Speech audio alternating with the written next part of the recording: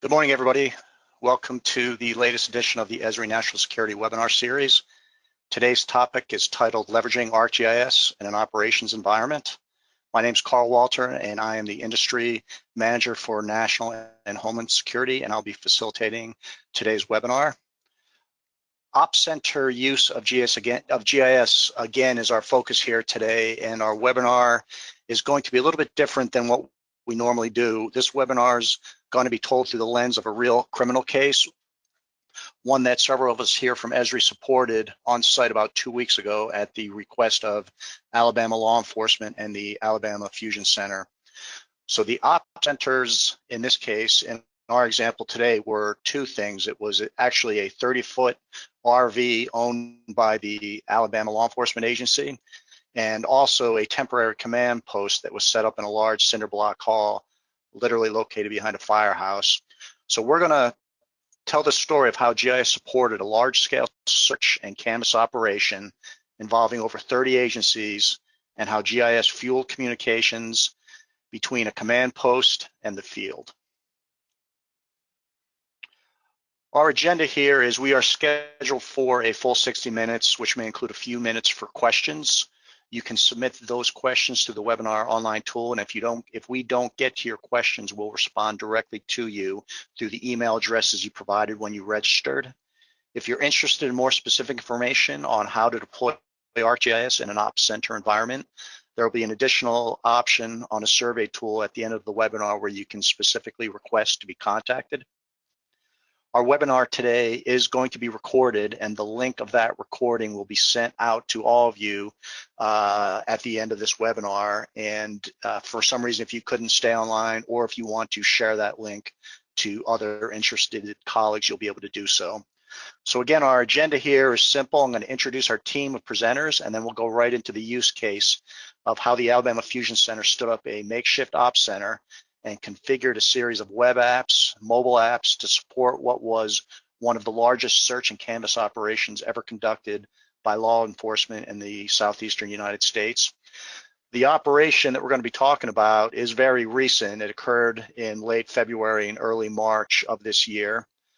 The case itself that we're going to discuss is a cold case back from 1998, and it involves the disappearance of a then 30-year-old female. We'll talk a little bit about the background of the case at a very high level, and at a level that's already been shared very publicly numerous times over the years in the news and whatnot. And there will be things that we obviously cannot share. So we're going to focus most of our conversation on the technical workflows that supported the operational requirements of conducting this massive canvas operation on what was a 350-acre property, essentially in the middle of a very large forest in rural Alabama. It involved over 100+ law enforcement officers and agents, about 20 cadaver search dogs, and over 30 agencies. So this is our team today. Before I go through the specific introductions, I want to share with you a little bit about you folks, the participants in our audience today.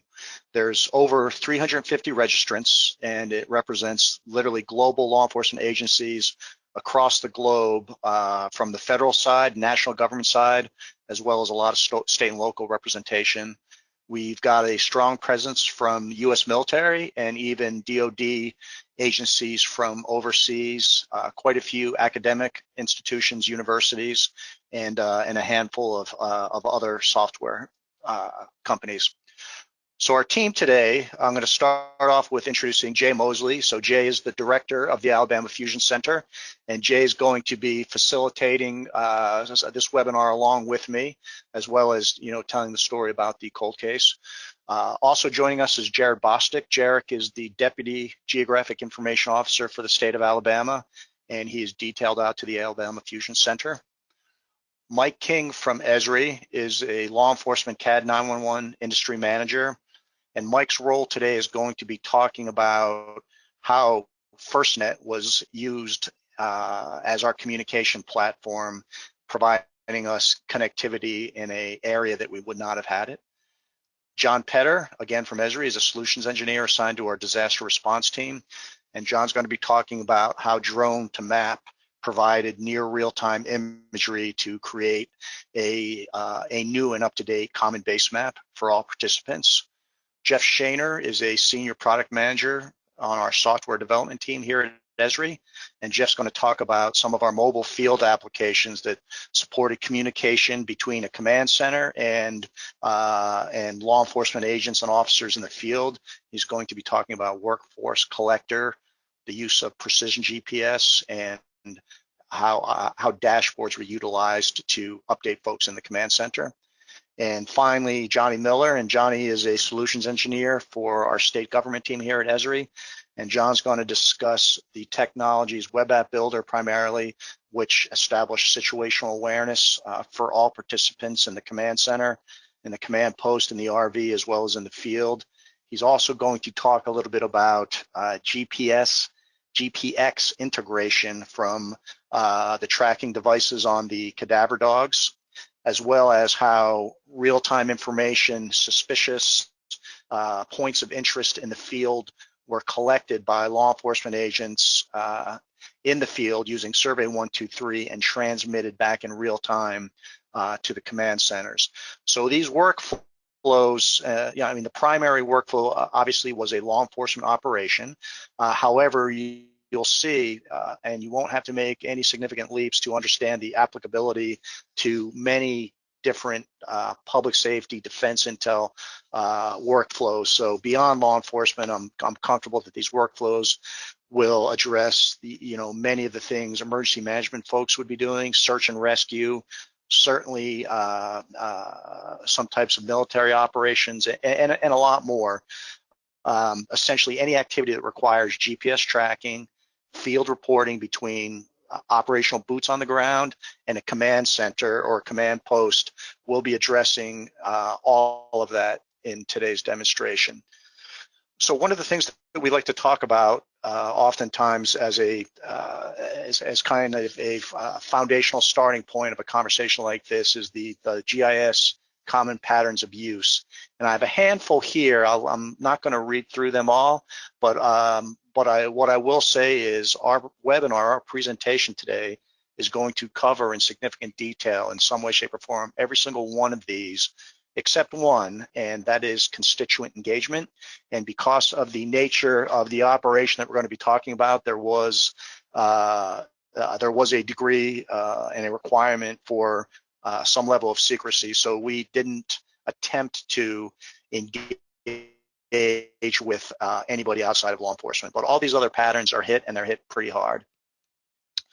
So I'm going to start off turning this over to Jay Mosley, and again, Jay is the director of the Alabama Fusion Center, and I'm going to ask him just to kind of lay the foundation for us with a high-level review of the actual criminal case. So Jay, I'll turn it over to you. Thank you, Carl. Like Carl said, this was a cold case dating back almost 20 years ago. We had a 30-year-old female that went missing in April of 1998. Her car was found along a 2-lane road in rural Alabama with her 2-year-old daughter in the back seat unharmed. So throughout the years, this has been a case worked by several agencies with different tips and leads surfacing from time to time. So fast forward to about a year ago, we had our local Crime Stoppers highlight the case, which brought about some new tips that ultimately led to this search for her remains in a wooded area in rural Alabama. So the case agent, as we knew we were going to do this, the case agent approached the Alabama Fusion Center and asked for support on this potential search. So we quickly pulled together a team from our parent agency, the Alabama Law Enforcement Agency, and started to begin to talk about the logistical planning and what all it would take and what all it would need. So Carl, if you can advance to the next slide.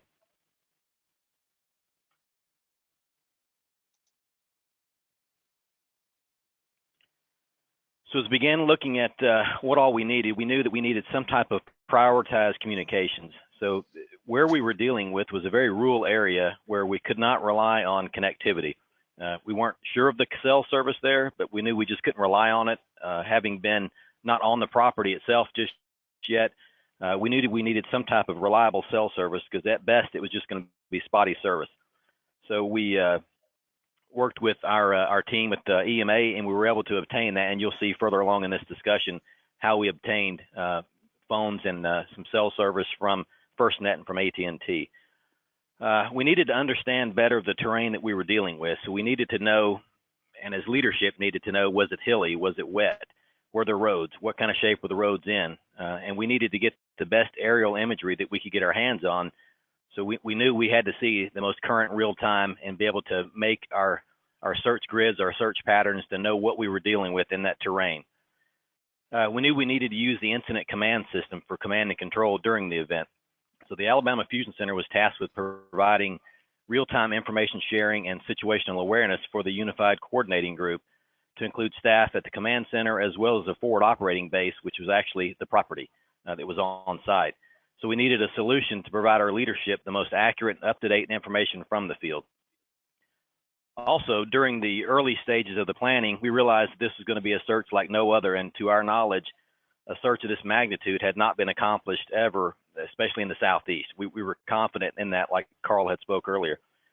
So we began making contacts with experts from all around Alabama. The Alabama Fire College had some experts, so we relied heavily on folks that have been trained to do search and rescue. So we brought those in to who specialized in that into our event. So early on, we also knew that we needed some type of way to live track every single person and or the dog who was searching the property in order to provide our command center and the search teams with real-time situational awareness on what had been searched and what had not been searched.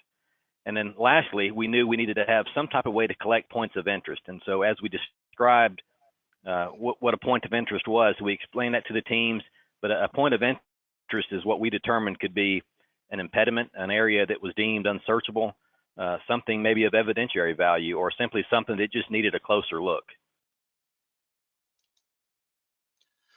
All right, great, Jay. So you know, we described a little bit about the case.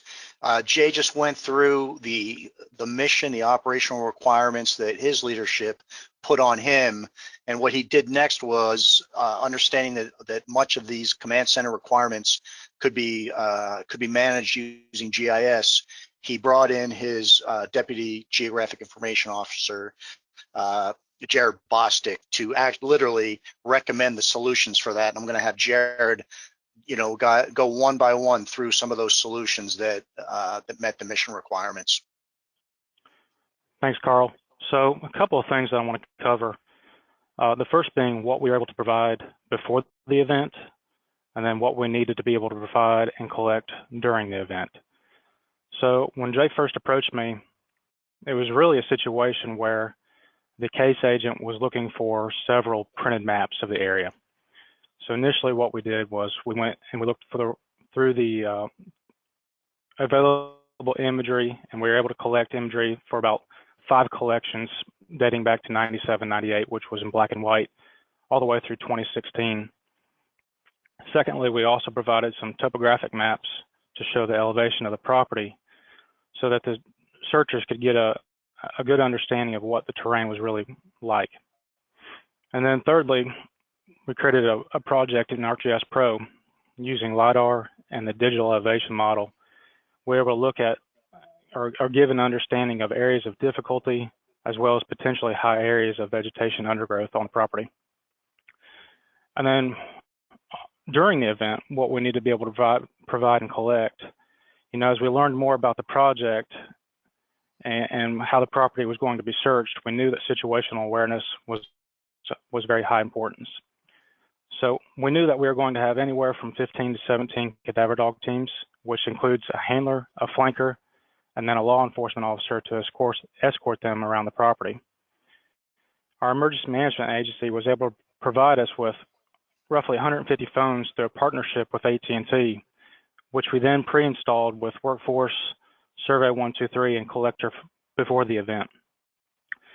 Being in a remote area of rural Alabama, you know, one of the main priorities for this detail was that we had to have a reliable network. It just had to work, you know. So thankfully, AT&T was able to provide our phones with the FirstNet bandwidth, because without it, you know, it's one of those things that we wouldn't have been able to capture the information out there in the field or track our personnel. As I mentioned earlier, our imagery was last captured in 2016. You know, after Jay and I had discussions, we talked about accessibility of a drone and the need to collect some high-resolution imagery. Having a new base map will give us the ability to identify any structures that may have been added to the property between 2016 and 2018. So thankfully, Esri agreed to bring a couple of drones and also one of their certified FAA drone pilots. And John Petter's going to be showing how we use drone to map shortly. Also, having all the known structures indicated on the property was valuable for our law enforcement to get a good understanding of where everything was located while searching this property. So we used Web App Builder and a situational awareness dashboard to create a common operating picture of where the pond, water well, swamp areas, and other known structures were located on the property. We also needed to give leadership and up-to-date information throughout the day, as well as the daily briefing at the end of every night. So what we did was we created 15 large sectors that were designed by search and rescue according to the internal road structure. But we needed to break that down into sectors, smaller areas, so that we could give a better representation of how much of the property has been searched. John Miller will be showing how we used a search canvas in just a little bit. We also used workforce. We were tracking cadaver dogs and personnel on foot. Each person had an account created before this event to speed up the check-in process. We also had individuals sign in the roster in the morning, and each individual was given a smartphone which was numbered so that we could keep track of who was assigned each phone. When they would check in, we would go ahead and begin tracking them at the command post before they went to the property for the day. And then lastly, collection of information in the field from personnel and points of interest, hazardous areas, and areas that needed follow-up were used by using the app Survey 123. And then we also use Collector for collecting high accuracy precision GPS for those points of interest in the field, as well as surveying the perimeter of the fence within the property. Back to you, Carl. Okay, thanks, Jared. So we just went through these patterns here, these mission requirements. Jared just explained some of the technical solutions that we used to meet those mission objectives. And again, the first thing that none of this would have worked without a stable, prioritized network, and we were pleasantly surprised and impressed with what we were able to do with FirstNet. So I'm going to turn this over to Mike King, and Mike's going to kind of go through just a quick review of exactly what FirstNet is and how that actually just was able to be a functional platform for us in the middle of a very remote area. So Mike, over to you. Great, thank you, Carl. Well, good morning, everyone. I'm speaking today as the global manager for Esri's call-taking efforts and for our efforts with FirstNet, not as a spokesman for FirstNet, but a reminder to many and perhaps a little education to a few newcomers to FirstNet. It's interesting, following several widespread weather-related and man-made disasters where voice and data reliability failed, Congress approved funding for an independent authority that's called FirstNet. And the purpose of FirstNet was simply to establish, operate, and maintain a public safety broadband network with preemptive access for first responders. Now, with this core mission, FirstNet also provides an application and a developer ecosystem which helps drive innovation and support for public safety operations and interoperability. Their mission is to build applications in the developer network that work within this secure public safety communications network. Esri's been actively involved with FirstNet leadership for several years, and they have participated in our user conferences as speakers and our national security conference. But once AT&T was awarded the contract to roll out the network, we began coordinating our efforts directly with them for the application and developer ecosystem. Today, probably 86+% of public safety governmental agencies use Esri technology, and making our tools and templates available through FirstNet simply made sense to us.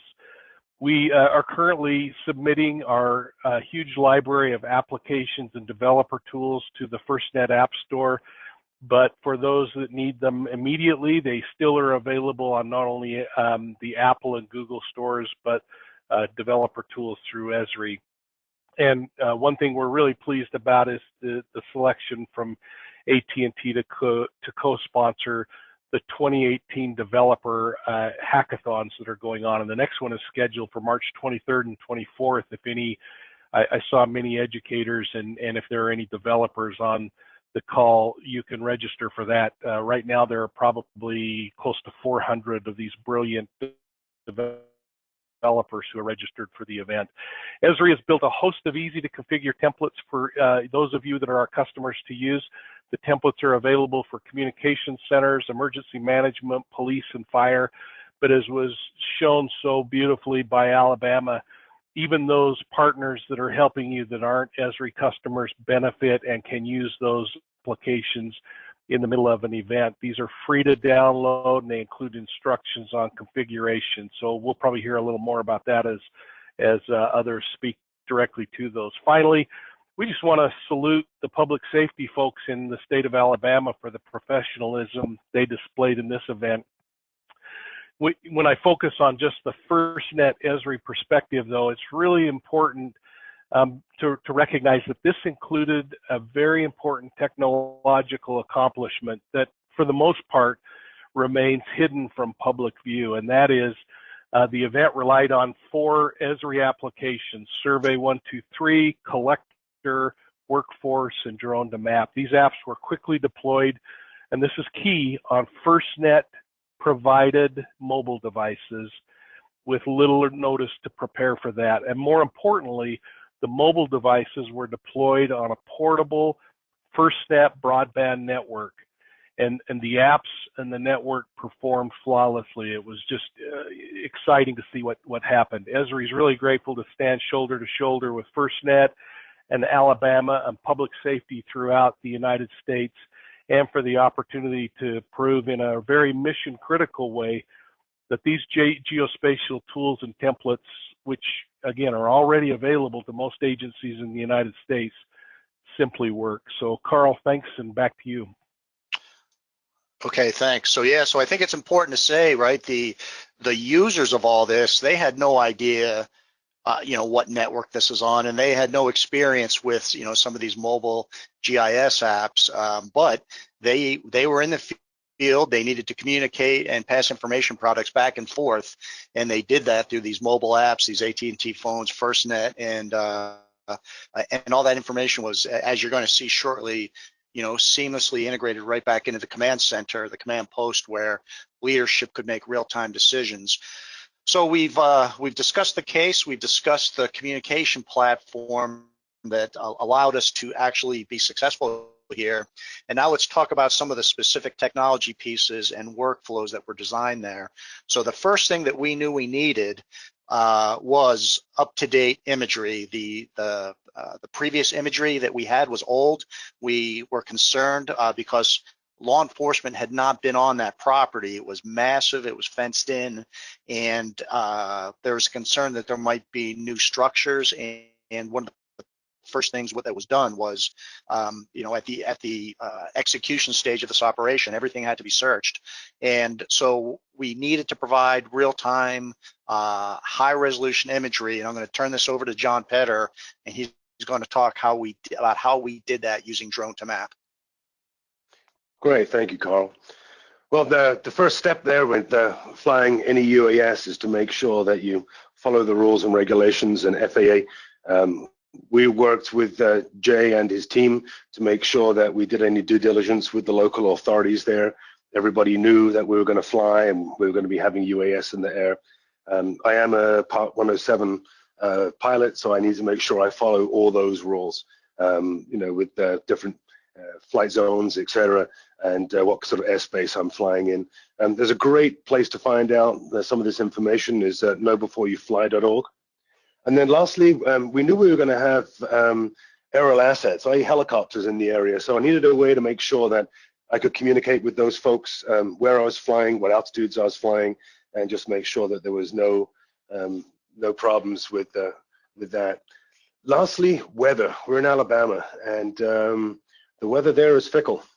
And we had some interesting flights where we would literally be flying between storms. We'd be looking on our phone at the weather radar, getting the UAS up in the sky, starting one of the missions, and on more than one occasion had to abort just because of the weather coming in on us. So one of the application we're going to be using here is drone to map. So here's the process. It's pretty simple. You put the drone in the air and you fly your area of interest. And there's many different aspects to planning that flight. And I'll skim over some of them, but I'll go into a little detail on some of the others. Then take that imagery, put it onto your computer. In this case, it was just my laptop. Run the app and then get the products at the other end of it. It's pretty much as simple as that. And say we did this in the field right off my laptop. A couple of ways you can fly. We can do inspections and 3D products by doing orbits, or you can sort of start flying in grid patterns, which is what we wanted to do. You see this slide here represents side and forward overlap of the images. If you don't use decent flight planning software to plan this out, you're not going to get good results at the end at all. Let me just switch here briefly over to GIS Pro, which is where I did some of the planning for this. So here's our area of interest, and this is gridded out into approximately 10-acre grids. This really helps me when flying, because when designing the flight patterns, I know how long a battery lasts, how much I can fly. So just having the grid of the area and understanding what I completed was important. I did have the US airports here, and we needed to be obviously 5 miles from an airport, which we were comfortably.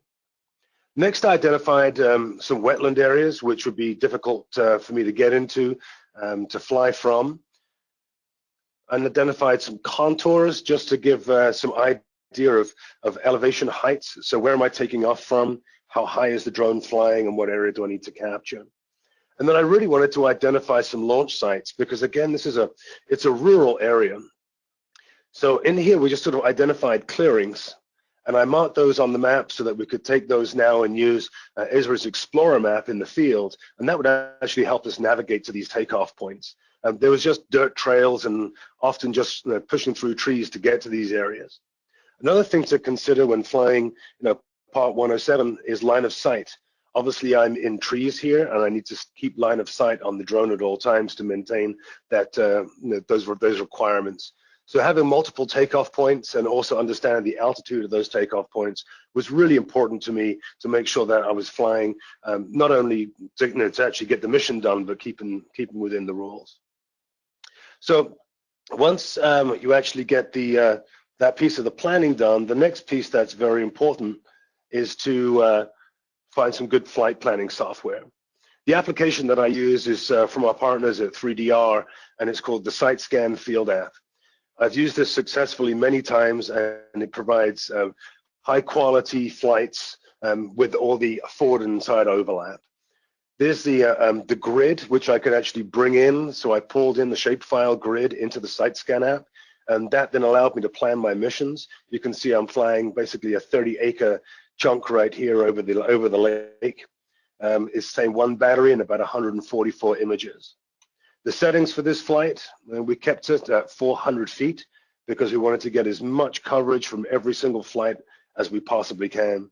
You can get a lot higher resolution flying lower, but obviously it's going to take more batteries and a lot more time to get this done. And flying in and out of the clouds with the weather was awkward anyway. So the quicker we could get up and get this done, the better. So once we've actually sort of started to plan the flight, we get our mission collected, and then we move over to the drone to map product. So I've planned the flight, I've gone out and executed it in the field. I've come back now to the temporary operations center, and now here's where I upload those images to my laptop. I can then bring them into drone to map. Drone to map provides several out-of-the-box templates for processing your imagery. So there's a rapid project template here, which is designed for field use. And it's just a low resolution ortho mosaic, just to say, did I really cover the area that I needed to do? And I did run one of those in the field just to make sure that we had covered what we needed to. 2D mapping, which is what we used. 3D mapping, I didn't use for the operations, but I have subsequently run 3D mapping on this imagery. An inspection, which we did use for quick presentation of all the images. So we bring all the images into DroneMap, and you can see we did a lot of flying. I believe we covered 32 miles of flight and collected over 2,200 images of this area. This is actually an inspection project that I have up on the screen right here. And you can click on any one of these photographs. And now we can see the sort of resolution that we can get flying at 400 feet. You can see it's a very heavily forested area, but this was a good time of year to fly as much of the foliage was off. This now provides me an easy way just to click through and see each individual picture in context. So I can see here the arrow with the yellow and the picture line up, and I can now zoom in to any points of interest that we might have, help people navigate around and see what other structures there are. You can see how good the imagery turned out on this bridge right here. DroneMap also provides the flight path. So I'll turn off the images and just turn the flight path on, and you can see the amount of flying that we did. So each one of these was taken off from these flight point and planning points, which were just those small empty dirt areas, and that helped us cover all of this within less than 2 days. Just to show you some of the processing, I actually did just create a project area of interest. Again, as Carl mentioned earlier, we're going to be showing some of the products created, but obviously we can't show everything. The last thing we did before we actually started the processing was collect ground controls. So my colleague Jeff was out in the field with me, and we placed some ground controls down, and we actually used those ground controls to help correct the imagery. We couldn't get as many out as we wanted to, just because of weather and in the middle of an operation, but we got enough there to really help correct the imagery and create a good ortho mosaic. Once we ran this, we got the ortho mosaic, which is it takes all of the pictures which you just saw. So if I turn those back on, you see how many pictures there are in this area. The DroneMap software mosaics all those together to create an ortho, which is one single layer which can now be used throughout the platform. You can see that we have buildings out here, a lot of clear space, and it really did produce a very nice base map, which was now, the base map was from the first day of the operation. So by the end of the first day, we had a base map now in which all other products could be plotted and put in. Next, we can bring these right now into ArcGIS Pro. So this is the same sort of idea. I've got that ortho mosaic in Pro. I've now got all the rest of my points. I brought my image points and my flight lines all into Pro for context. But lastly, I really needed to share these out and get these to be available to Jared and crew in GIS, so that we could do just by publishing these as services. So within DroneMap, under the Tools button, I can now share these right out as an imagery layer. The imagery layer can be brought right into a web application, and this is Web App Builder with a swipe widget. And you can see the before and after and how dramatic that looks. If we zoom into a couple of areas of interest, like the bridge here, you'll see that before, it's a very poor image and our base map is pretty blurry. Afterwards, you can not only see how clear the image is, but if you look at how well it aligns, that's a testament to those ground control points to help correct that, to make sure that everything we put out there was as accurately measured. We can look at some of these outbuildings and see where these are, and again, these can be now mapped and assigned building numbers to make sure that they've been appropriately cleared by law enforcement. So the whole process really was initial planning, using a good quality mission project software like the 3DR site scan to actually fly the missions. Then we brought them into DroneMap. We did both the inspection and we did the 2D project and produced these ortho mosaics. We can then bring them into Pro for analysis and other use, and very simply share those out as web products. So with that, Carl, back to you. Great, John. Thanks. So John, as well as the Alabama law enforcement folks out in the middle of the forest flying these drones, bring the data back, process that data literally in the back of a large Alabama law enforcement RV for immediate use by commanders in the command post. So, if you recall some of Jay's initial requirements on how to, what needed to be kind of stood up in this mobile command post was, obviously we needed the network, we needed new base map imagery. We've crossed those two off the list already. So the next piece was, what are we going to do with some of this? And we had John Miller literally create situational awareness capabilities, as well as a tactic and a process to help manage the search. So I'm going to have John talk about what he deployed along with Alabama law enforcement for situational awareness, and what he did to help create the organization of the canvas search through bringing in different grids. All right, thank you, Carl. So yeah, as Carl said, the importance of situational awareness for this operation really cannot be understated. It was absolutely necessary for us to see, in a single location, as much of the data that was coming in from the field as possible, as well as data that we had beforehand. So things like the property boundary, the search sectors that had been designated by the search leaders. You can see we've got points here that mark structures that had been pulled off of existing imagery or the drone imagery. We could pull the drone imagery into this. We could use this to visualize the current locations of the searchers and the dog teams, both as a real-time location, as well as to see the breadcrumb trails. This was built in Web App Builder, and there were a number of widgets in Web App Builder that were really useful. One, obviously, is the layer list over here on the left. Having all of this information turned on at once would really be overwhelming, so the ability to go through and pick and choose what we need to see at a given time was really important. We also had the coordinate conversion widget enabled, and the reason for that is teams out in the field were not necessarily using decimal degrees like we normally use with WebGIS. They were using UTM grids, and they're using degree minute seconds, pulled off of like a Garmin GPS. So the ability for us to hear those, get called in, and display them within the app, essentially immediately, without having to do any conversions on, a calculator or anything, was really, really important.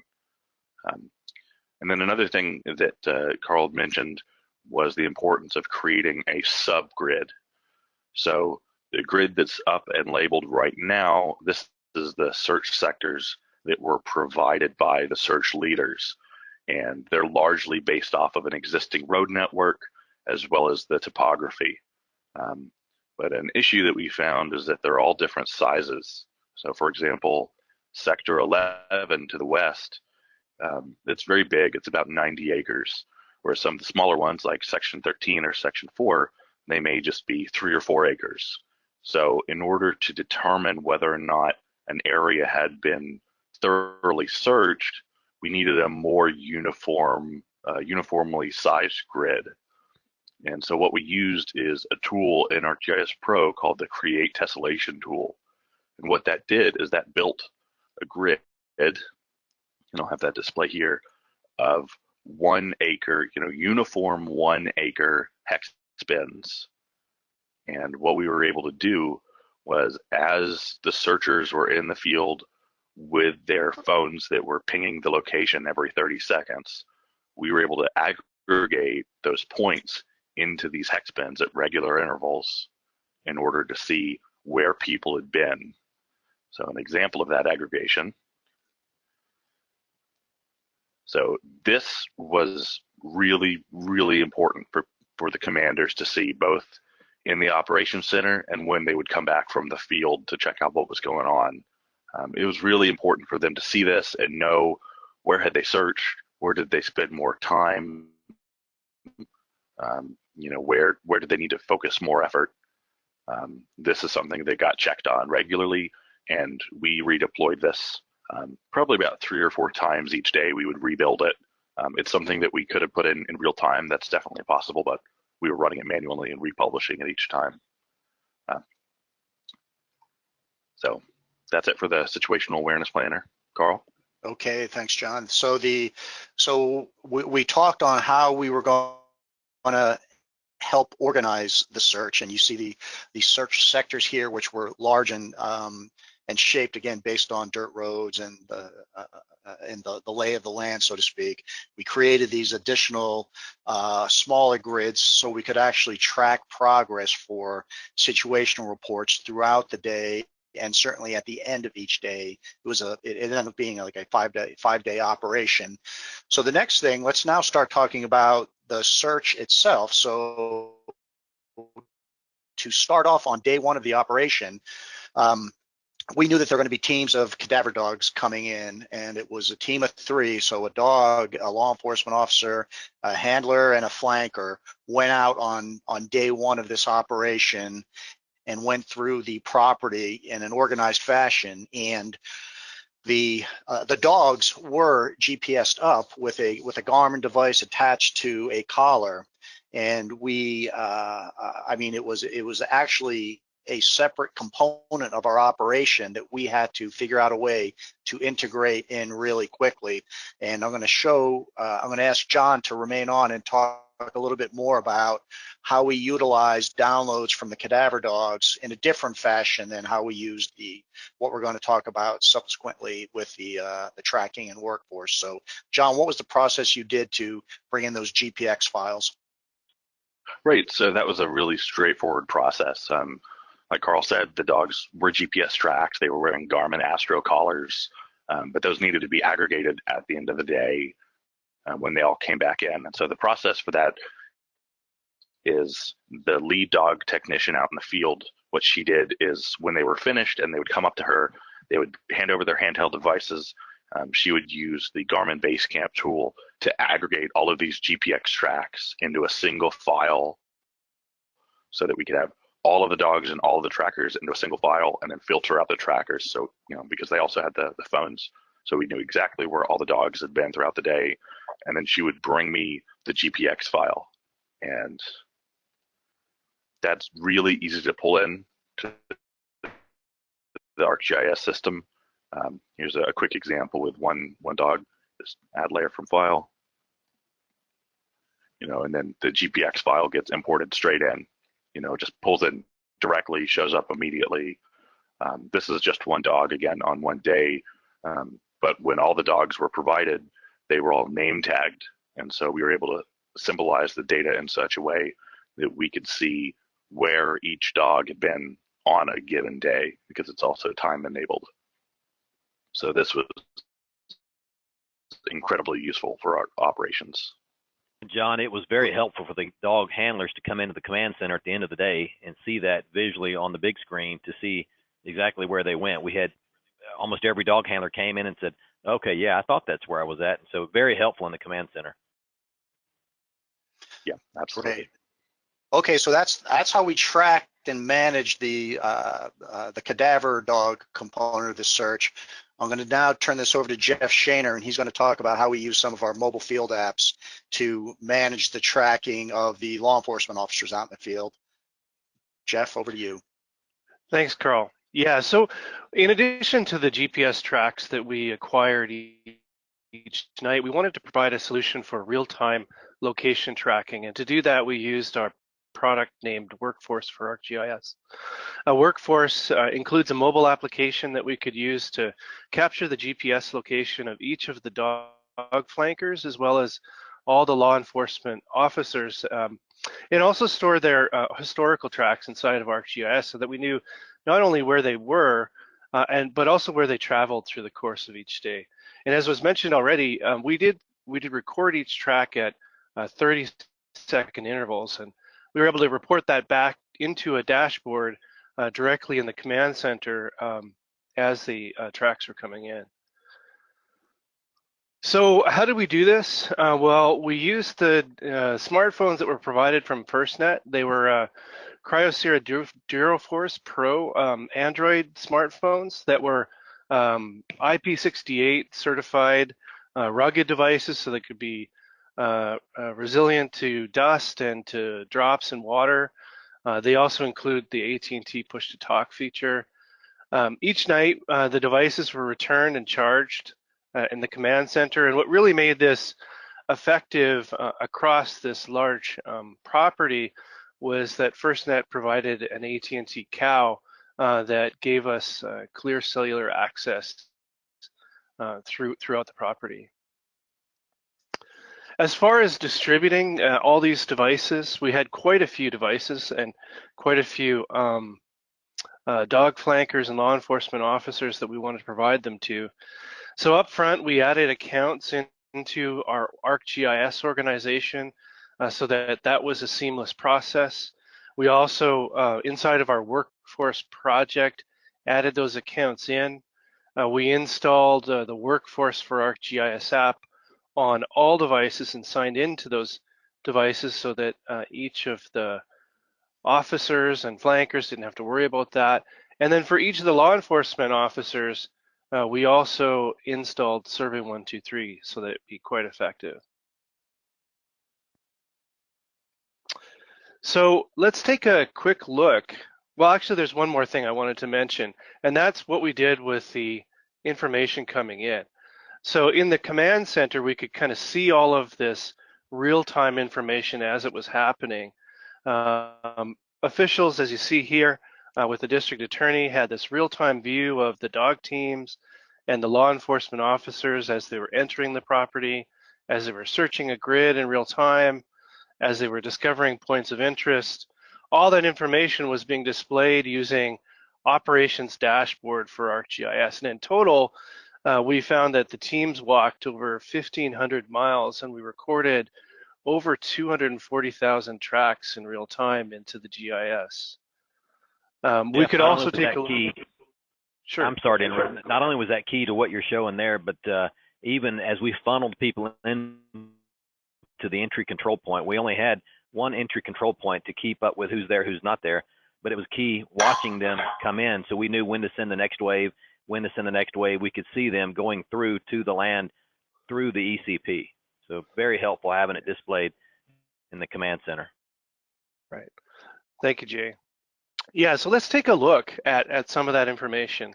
So here's a time map that we could take a look at, a focused view of an individual law enforcement officer. You can see the time at the top, and we could play through and look at those updates. Now in the command center, we could see this happening in real time, but we could also take this information just as we are here and look back in time at where they traveled and even correlate that with some of the points of interest that were found.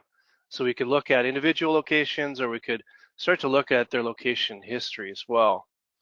Now, as we mentioned already in the command center, we had operations dashboard up, and here's one of those dashboards where we could see the location of each of the law enforcement officers, as well as their location history, and we could filter that either by an individual person or perhaps by a custom date range. Like, let's look at the time between 7 o'clock in the morning and 1 in the afternoon. We could see how many are active at a certain time and how many are queued up for the next day potentially. And then in addition to the location tracks, we could also in real time in the command center look at the points of interest that were being captured with Survey 123. So not only did we have real-time tracking, we could see what information was being collected and do that inside of the command center to help with the day's operation. So with that, I'll pass it back to you, Carl. Great. So, we talked about a couple of the GIS patterns of use. I think we just showed field mobility right there with the spatially enabling a mobile workforce, certainly monitoring, the ability to track and manage assets that were GPSed, analytics with understanding where people were, what they searched, what they didn't search.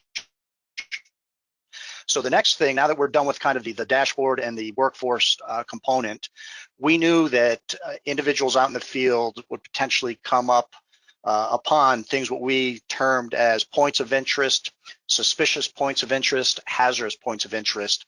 And I'm going to ask Jared and John to discuss really quickly how we enabled the mobile field force with Survey 123, how we trained them, and then John Miller is going to talk about the actual process itself of how 123 works, high accuracy GPS, and the collection with precision GPS of other significant points of interest. So Jared, just walk through, this picture shows you training some folks. Walk us through that morning. Sure, Carl. So one thing that I want to mention is that, these apps just work and they are very easy to use. I was able to teach roughly 15 to 20 law enforcement officers who were the team leaders for each group to use Survey 123 in less than 3 to 5 minutes. What I did was I gathered everyone together and we simply walked through step by step, beginning with the login procedure. We made sure everyone downloaded the survey to the smartphone. We simply opened the survey at the command post, and then we did a test run where everybody submitted a little bit of information, and then they captured a photo and submitted it on site so we could walk through any problem areas that they might have been having. Thankfully, everyone submitted successfully. There was no issues. It was very easy to get all the users up to speed who have never used or never even seen this product before. All right, great, Jared, thanks. And then John, you want to talk a little bit more about the technology itself and how we kind of deployed it out in the field? Yeah, absolutely. So we built a very simple, just 3-question survey using the Survey 123 Connect tool. The first question was simply, what's been found in the field? Is this a point of interest? Is this a hazardous area? Or is it somewhere that you can't get to? Then we added a free text field for any additional information that they might want to add. And then, of course, incredibly importantly, the ability to add pictures, add attachments. If there's, vital visual information that they can communicate, this is a really easy way to do that.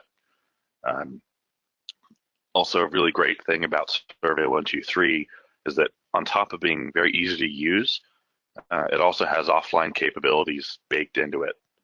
So if for whatever reason someone were to lose service while they're out in the field, they can still collect these points of interest. And these attributes, the attachments, and of course the spatial location, they're still collected, even if they don't have a cellular signal. And then when they do regain a cellular signal, we can push that data up and it gets retained.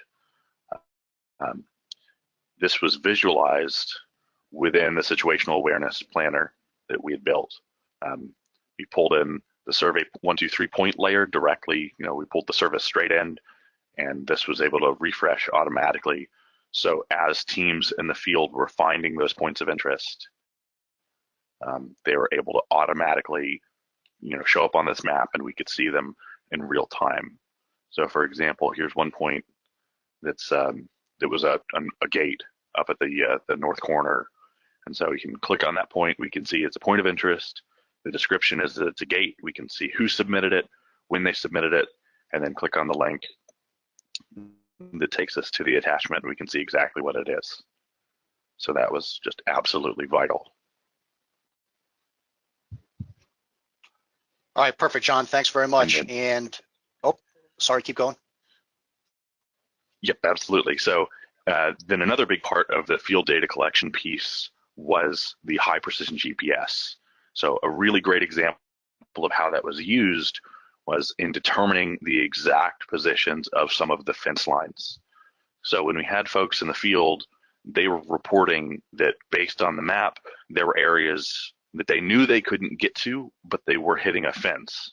But they were, there was property line extending beyond where they were. I can turn on this track point layer and you can see an example. So there are areas in on the western edge here where people weren't able to get. And what we need to do was determine exactly why people couldn't get there. So what we did is we sent a couple of teams out with high precision GPS units. These are EOS Aero Gold Bluetooth GPS units. which are really fantastic GPS units. And we had a RTK service provided by Alabama DOT, and we were able to get super accurate, like centimeter precision of exactly where those fence lines were. And so this blue line here represents the exact location of the fence. And then there was another one up here at the northeastern corner. So that was just absolutely critical to have those EOS units out there to get the exact location of both the fences as well as a few other points of interest. Great, and that Carl? process actually prevented the commanders in the command center from redeploying additional field assets. This essentially, in an authoritative way, proved that the fence line and the tracking were one and the same, and then gave them the ability, again, with through the use of this technology, to state definitively that this area of interest had been in fact searched. So if you can see now, we talked a little bit about the patterns of use. We absolutely did handle all of them, from mapping and visualization to sharing and collaboration to monitoring GPS field mobility. The last thing that excuse me, the last thing that I want to talk about is the actual takeaways here, and I'm going to ask Jay to talk about the value here, how it's supported after action reporting. What did the commanders actually do with this information in the command post? And Jay, I'll turn it over to you for some final thoughts. Thanks, Carl. Yeah, so our leadership used this technology to make, like Carl said, to make informed decisions on the next steps and what was going to be next and what to do the next day and when to bring the searchers back. And throughout the operation, the command staff routinely sought after the latest tracks, the points of interest, the general location of where the searchers were, that types of thing. So coming into the command center, looking at that real time proved invaluable. So having that information on the dashboard, just can't speak enough of having that readily available on that dashboard. And because of this technology, we were able to be more efficient with our searchers, which in turn allowed us to safely search the property and just in a more timely manner than what had ever been done before. And I think Carl has touched on this a couple of times, but using this technology was really new to the Alabama Law Enforcement Agency and really all of the support package that we had out there. And the bottom line is it was extremely well received. And like we had said earlier, most people, once they saw it, they latched onto it quickly and said, this has to be the new norm, the new way of doing business going ahead for future events like this, or responding to a natural disaster, post-hurricane or post-tornadoes, knowing where your people are, where they've been, where they haven't been, along with that real-time imagery from the drones. Just bottom line, it was a seamless effort that we did, and it was very easy to work, and just plain and simple, it worked. There was a little apprehension in the very beginning, but just like anything new, you're going to be apprehensive. But they said let's do it and let's see, and sure enough, like I said, it was simple. And then, as you can see on the screen, the stats that we provided, we would do that pretty regularly throughout this operation. And it was, quickly, hey, I need this, I need that. And so a lot of this that you're seeing on the screen, the 32 miles flown, the 137 points of interest, the amount of miles walked by the dogs, the amount of miles walked by the humans, phones being issued and live tracking at the real time, that was on display. But at the end of each day, we provided this to leadership, and that helped them make that next decision. Because most often the questions we got during the day were, how much land have we covered? And so we could quickly tell them how many acres, what percentage, that type of thing. And then, Carl, the last point I want to make is, and it's on the screen there, you can see it, reviewing with the family members. So I had an opportunity at the end of this operation to sit down. We actually brought in the mother and father of our missing girl and brought them into the command center. And they were just blown away. Just no other way to put it. They were blown away with not only the support that was being shown from all the volunteers, the different state agencies, the local agencies, and including our partners at Esri. They were blown away by the support they got, but we were able to show them on our screens, from the ones you saw earlier with the points of interest, the people tracks, the dog tracks. They saw and then really they saw beyond a shadow of a doubt that that property was completely searched. So it's a little bit emotional for them seeing that, but they were just amazed at what all had been done and what all we could display in our command center. Carl? Great. Thanks, Jay. So we've got, we're right at about the top of the hour. We've got, I'll throw out a couple quick questions here that came in from the participants here. One question, Jay Mosley, this is probably best for you. Did the law enforcement agents have any previous experience with mobile GIS applications? Actually, no, Carl. No, really none of them had this experience. We'd talked about it in the past, but even though they had no experience at it, they were very open to what we had to offer. So, like Jared had said earlier, you know, a few simple steps, and surprisingly, it took off. And you know, within a short amount of time, they were actually using it and participating with it. So it was a game changer for what our agency experienced out there. Great. So I know, Jay, I mentioned that, you know, there's 30 plus agencies, 100 plus law enforcement, SBI agents, local, state, even some federal participation. The question here again for you is, what was the role of the Fusion Center in this operation? That's a good question, Carl. So yeah, what was our role in coordinating? So as most of you know, or some of you know, Fusion Centers have this broad mandate of information sharing. And at the end of the day, we, like most Fusion Centers, are an all crimes, all hazards center, and we take that approach daily in our operations here, including this operation. So here in Alabama and all over, we're widely known as a situational information sharing machine. So it was a natural fit that we take the lead, and not only the information sharing and the real-time situational sharing, but also the technology effort. We're just, we're known across the country. Fusion Centers are that belly button of information sharing. Great, thanks, Jay. And we have time for one more question. The questions that we're not going to have time to, like I promised, we will submit back to you through the email addresses you gave us. Jay, there's a question about the role of the DA, which I think maybe surprised some folks. If you want to just, if you want to discuss what was the role of the DA on site. I will, Carl. So. Yeah, and that's actually really interesting, because not only did we have the current DA there on site with us, but we also had the original DA from when our victim went missing 20 years ago. So it was very interesting to have the original DA and our current DA on site in the command post with us. And he wasn't just in there to look on an occasional, let me see what's going on. He stayed there in there with us, boots on the ground on that command post. And one of the neat things that between himself and the State Bureau of Investigation was trying to engage the public through the media to generate any type of leads, but he continually put focus on the technology piece, the dogs, the Fusion Center, what we were doing. But the media, it helped generate stories on the media, but having the sheriff, the DAs, and the prior DA involved was really, I think, unique and very instrumental in this.